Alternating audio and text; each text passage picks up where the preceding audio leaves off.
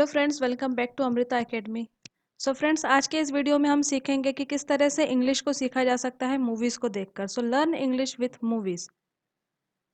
So friends, एक question हमारे mind में हमेशा आता है, does watching English movie really help improve our English speaking skills? क्या मूवीज़ को देखने से हमारी इंग्लिश स्पीकिंग स्किल्स में इम्प्रूवमेंट आ सकता है?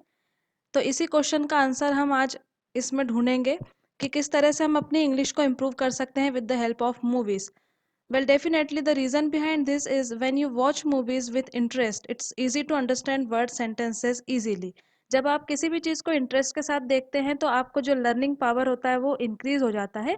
इसलिए आप इजीली किसी भी वर्ड सेंटेंस या फिर जो भी स्लैंग आते हैं उन्हें इजीली मेमोराइज रख पाते हैं, because as per situation you can easily understand the sentences and can remember them for the long period of time. आप उन सेंटेंसेस को लॉन्ग पीरियड ऑफ टाइम के लिए याद रख सकते हैं। वॉचिंग मूवीज और टीवी शोज, आप कुछ भी कर सकते हैं, आइदर वॉचिंग मूवीज और TV shows, they expand your vocabulary immensely. So if you want to use slang in your spoken English, watch some new movies. अगर आपको स्लैंग का यूज करना है तो आपको जो न्यू मूवीज आ रही हैं उन्हें देखना चाहिए, क्योंकि उनमें न्यू स्लैंग वर्ड्स यूज किए जाते हैं जो कि इजीली अंडरस्टैंडेबल होते हैं और प्रोनाउंसिएशन भी उनका आपको सुन सुनकर आ जाता है। So when you become habitual of watching movies, you unknowingly try to sound like them.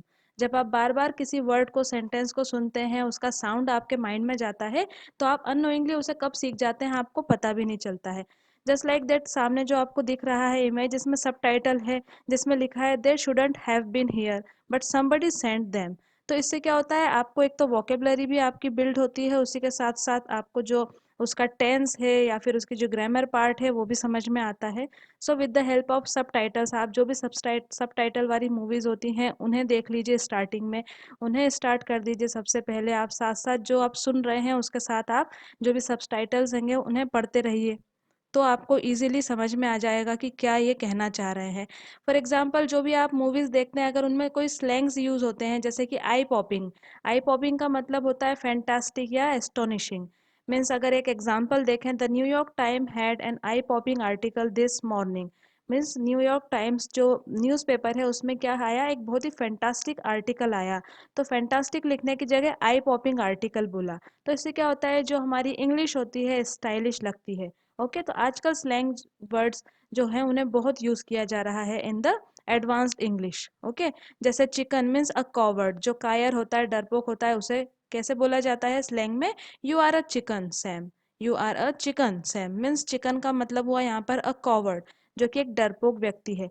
तो इस तरह से आपको अगर न्यू स्लैंग वर्ड्स भी सीखने हैं, सेंटेंसेस सीखने हैं, तो आपको मूवीज़ बहुत हद तक हेल्प कर सकती है। ओके, इसी तरह से आप अगर ये देखना चाहते हैं कि किस तरह से हमारा माइंड वर्क करता है, कि हम किस तरह से इजीली इंग्लिश को ग्रास्प कर सकते हैं, तो उसके लिए आपको क्या करना पड़ेगा, अपने माइंड के लर्निंग के प्रोसेस को समझना पड़ेगा। जैसे we all know that none of us teachers our childrens how to pronounce vowels and consonants and words. हम कभी भी अपने बच्चों को वॉवेल, कंसोनेंट ये सब को हमें सिखाना नहीं पड़ता है। When we hear sounds of words, जब भी हम ऐसे कुछ वर्ड्स को, साउंड्स को सुनते हैं, तो ऑटोमेटिकली वो क्या होते हैं, हमें धीरे धीरे मेमोराइज हो जाते हैं, सुन सुनकर हमें याद हो जाते हैं वो सारे words. So many times we will have enough sound information in our mind. हमारे जो माइंड है उसमें जो साउंड की इन्फॉर्मेशन है वो क्या होती है, रिकॉर्ड हो जाती है। Okay, and then our brain will send the right command to our speaking organs how to produce that sound. तो सबसे पहले क्या हुआ कि हमने साउंड को सुना बाहर से, जो माइंड है हमारा उसने उस इन्फॉर्मेशन को रिकॉर्ड किया, और जब वो इन्फॉर्मेशन हमें अच्छे से समझ में आ गई, कोई भी वर्ड का प्रोनाउंसिएशन हमें अच्छे से समझ में आ गया, तो जो हमारा ब्रेन है वो क्या सिग्नल भेजता है, हमारे जो स्पीकिंग ऑर्गन्स होते हैं उनमें सिग्नल भेजते हैं, और इस तरह से वो साउंड को हम क्रिएट कर पाते हैं। तो हमारा माइंड किस तरह से वर्क कर रहा है, सबसे पहले हमें वो समझना होगा कि जब भी हम कोई साउंड को सुनते हैं, वर्ड्स को, सेंटेंसेस को सुनते हैं, तो क्या होता है, हमारा ब्रेन जो है वो इसे रिकॉर्ड करता है और एक लर्निंग की प्रोसेस बनती है हमारे माइंड में। तो जब आप मूवीज़ देखते हैं तो with the help of movies आपको डिफरेंट डिफरेंट सिचुएशंस मिलेंगी, उसमें different different vocabulary, different type के सेंटेंसेस, ग्रामेटिकल पार्ट्स होंगे, तो उससे आपको लैंग्वेज सीखने में ज़्यादा हेल्प मिलेगी, क्योंकि यह एक प्रैक्टिकल वे है। जैसे आप बुक्स से अगर ग्रामर पढ़ रहे हैं या फिर आप ट्रांसलेशंस के बहुत सारे वीडियोस भी देख रहे हैं, तो उनका अपना बेनिफिट है। बट अगर आप मूवीज़ देख रहे हैं, उन्हें समझने की कोशिश कर रहे हैं और डेली आप 15 मिनट्स या 20 मिनट्स मूवीज़ को देखने में और उनको थोड़ा सा एनालाइज करने में लगाते हैं, तो आई एम श्योर आपकी जो इंग्लिश है उस पर कमांड आएगा, आपके प्रोनाउंसिएशन क्लियर होंगे, आपका जो स्लैंग वर्ड्स हैं उनकी भी आपको समझ होगी कि कब कहाँ पर कौन से स्लैंग वर्ड्स को यूज़ करना है। सो इस तरह से मूवीज़ आपको बहुत ज़्यादा हेल्प करेगी इंग्लिश को इम्प्रूव करने में, और आपका जो हेजिटेशन है वो भी खुल जाएगा, क्योंकि जब आप बार बार किसी वर्ड सेंटेंस को सुनेंगे तो आप हैबिचुअल हो जाएंगे। ऑटोमेटिकली आपके जो माउथ है उससे आप साउंड खुद निकलेगा, उसमें कोई प्रॉब्लम नहीं आएगी, हेजिटेशन नहीं होगा बोलने में। ओके, सो सबसे पहले हम कुछ मूवीज़ का आज एनालिसिस करते हैं कि कौन सी मूवीज़ देखें और इनसे क्या हमें फ़ायदे मिल सकते हैं। सो ग्रेविटी सबसे पहले नंबर पर जो मूवी मैं सजेस्ट कर रही हूँ आपको, वो है ग्रेविटी। एक बहुत ही शानदार मूवी है ये, और इसमें कुछ ऐसे एस्ट्रोनॉट्स दिखाए गए हैं जो कि स्पेस में जाते हैं और वहाँ से धरती पर लौटने में उन्हें जिन जिन चुनौतियों का सामना करना पड़ता है वो सब इस मूवी में दिखाया हुआ है। सो इस मूवी से हमें इंग्लिश भी सीखने को मिलेगी। इससे एक बहुत ही मज़ेदार एक्सपीरियंस होगा आपको, इसमें आपको वोकैब को सीखने में मिलेगा, आपको स्लैंग वर्ड्स, और इसी के साथ साथ एंटरटेनमेंट भी मिलेगा। तो जब हम एंटरटेनमेंट के साथ कोई चीज़ सीखते हैं तो जो हमारा ब्रेन है वो लॉन्ग टाइम तक उस चीज़ को याद रखता है, क्योंकि यह एक स्टोरी रहेगी तो आपको सारे सिचुएशंस जो होंगी वो भी आपको मेमोराइज रहेंगी, क्योंकि आपको अलग से कुछ नहीं करना पड़ा, बिदा बिकॉज ऑफ इंटरेस्ट आपने उसे पहले से ही बहुत ध्यान से देखा है स्टोरी को।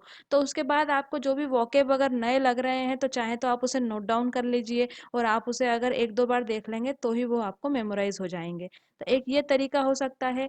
तो ये हमारी फर्स्ट मूवी जो थी। इसके बाद में हम इंटरस्टेलर देख लेते हैं कि इंटरस्टेलर में कैसी स्टोरी है और किस तरह से हमें इसमें हेल्प मिलेगी इंग्लिश को इम्प्रूव करने में। सो इसमें पता चलेगा कि टाइम ट्रेवल कैसे किया जाता है। सो कहानी का एक मेन मोटिव क्या है, धरती के मनुष्य जो है धरती पर रह रहे हैं, उन्हें वह धरती रहने लायक नहीं बची है अब, उसके अस्तित्व को बचाने के लिए और नए ग्रह को तलाशने के ऊपर बनी है इंटरस्टेलर मूवी। खराब मौसम के कारण क्या हो रहा है, जो धरती है उस पर क्या अन्न का संकट आ गया है, और अब एस्ट्रोनॉट के ऊपर यह पूरी रिस्पॉन्सिबिलिटी है कि किस तरह से पूरी मानव जाति को बचाया जाए और किस तरह से एक दूसरे ग्रह की खोज की जाए और वहां पर सभी को ले जाया जाए। इस पर बेस्ड है यह मूवी। और इसमें रिश्तों और हालातों की जंग के साथ साथ आपको ऐसी बहुत सारी चीजें देखने को मिलेंगी जिनका अभी तक आपको अपने वास्तविक जीवन में कोई पाला नहीं पड़ा। सो इस तरह से मूवी इंटरेस्टिंग भी रहेगी। इंटरेस्ट आने के कारण आपको सारे वोकेब इंग्लिश के सेंटेंस के स्ट्रक्चर सभी अच्छे से देखने को मिलेंगे। और उसी के साथ अगर आपको सबटाइटल भी ऑन हो सके तो आप ऑन कर लीजिए सबटाइटल्स को, उन्हें भी साथ साथ पढ़ते जाइए, जिससे आपका हेजिटेशन दूर होगा, एंटरटेनमेंट भी फुल होगा, और प्रोनाउंसिएशन साउंड ये सारी चीज़ों की आपकी प्रॉब्लम भी दूर हो जाएगी। थर्ड मूवी है ब्यूटीफुल माइंड। अब ब्यूटीफुल माइंड में क्या होता है, आप इस मूवी में देखेंगे कि किस लेवल तक माइंड का यूज़ किया जा सकता है।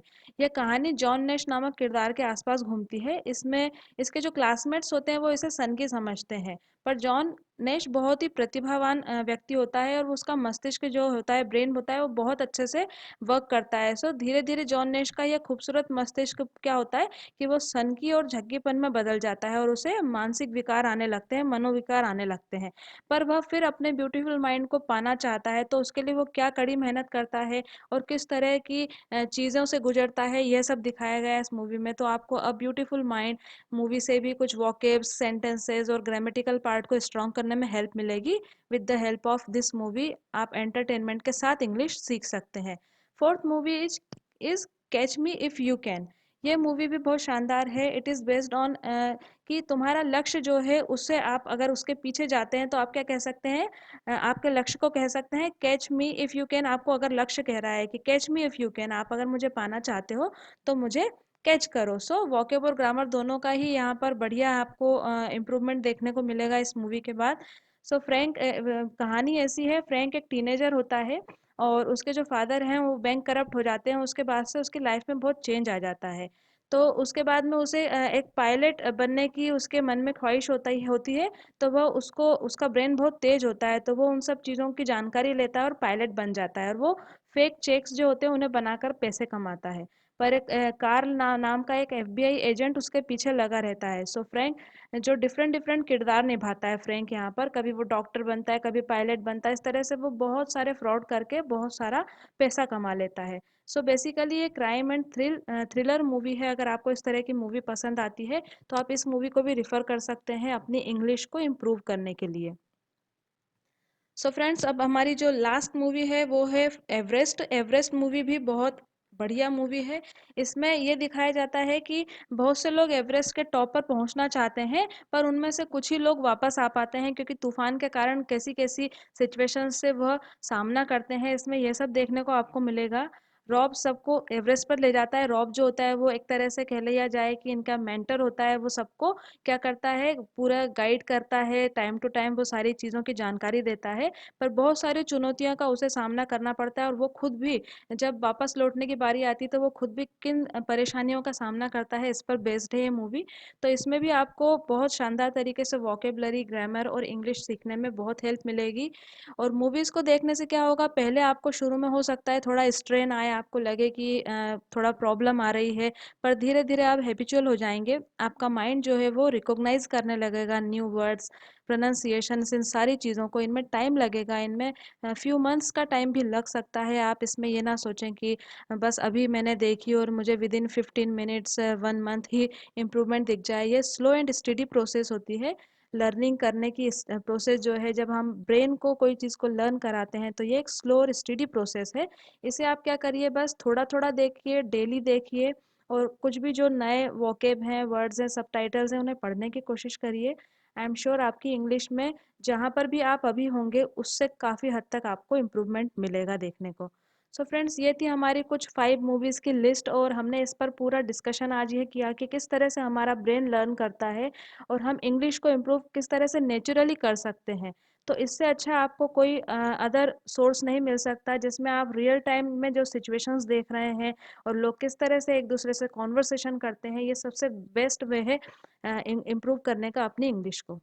सो फ्रेंड्स, अगर वीडियो अच्छा लगा हो तो लाइक कर दीजिए, and thanks for watching this video. Happy learning, and I will see you in another lesson soon. Till then, bye, take care, and have a nice day.